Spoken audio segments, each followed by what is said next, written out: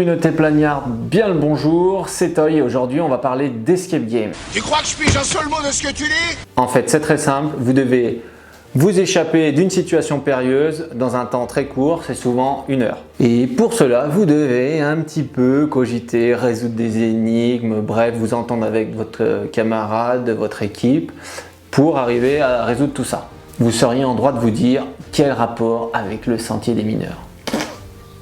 Ouais, c'est pas faux. Vous connaissez sûrement le sentier altitude à la Plagne avec son jeu de piste. Si ce n'est pas le cas, je vous mets le lien dans la description. C'est à découvrir tout l'été, c'est gratos. Mais là, aujourd'hui, on va parler de Mako la Plagne. C'était vraiment la vraie tentative d'exclusivité pour vous donner envie d'y aller. Je ne sais pas si ça le fera, bref. Mais c'est un scoop! Je vais vous raconter un peu une histoire. Et puis si ça vous plaît, vous prendrez vos petits pieds, vos petites mains, aussi ce qu'il y a là, ce qu'il va en falloir. Donc en fait, vous avez une mission. Le genre vraiment dur, quoi. Le truc minimum, je sauve le monde. Ouais, rien que ça. Vous êtes en 1947, vous travaillez à la mine de charbon de Mako, et là, vos collègues, ils sont tous sous terre, enterrés, à la suite d'une explosion, un éboulement. Tu te rappelles les explosifs dont je t'avais parlé? Ouais, c'était ça.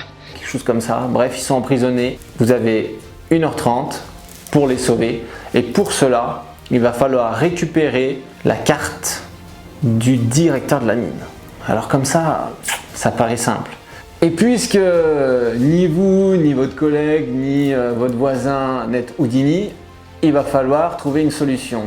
Et pour trouver cette solution, il va falloir résoudre des énigmes qui vous conduiront vers le code du coffre. Ce ne sera pas simple, mais je vous rassure, vous allez y arriver. Oui, je sais, on me le dit souvent. Et c'est là que vous rentrez en action.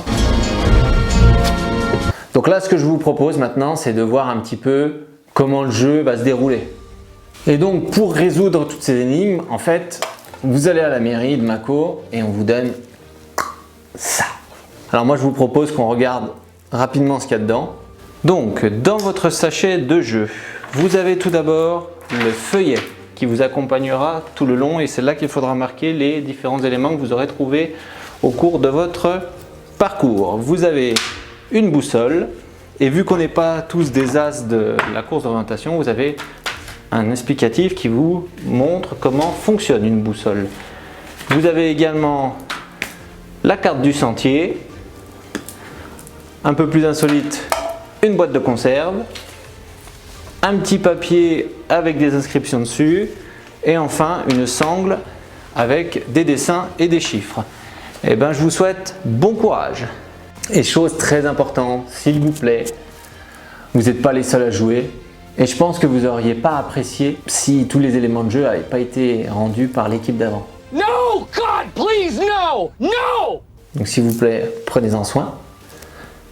Vous restituez tout. Et puis tout simplement vous vous amusez, quoi. Voilà, le but c'est pas de se prendre la tête. Donc une fois que vous aurez récupéré tous ces éléments, vous prenez votre sac à dos et vous partez sur le sentier. Donc en fait il y a plusieurs solutions. Soit vous partez en mode barbare, en courant.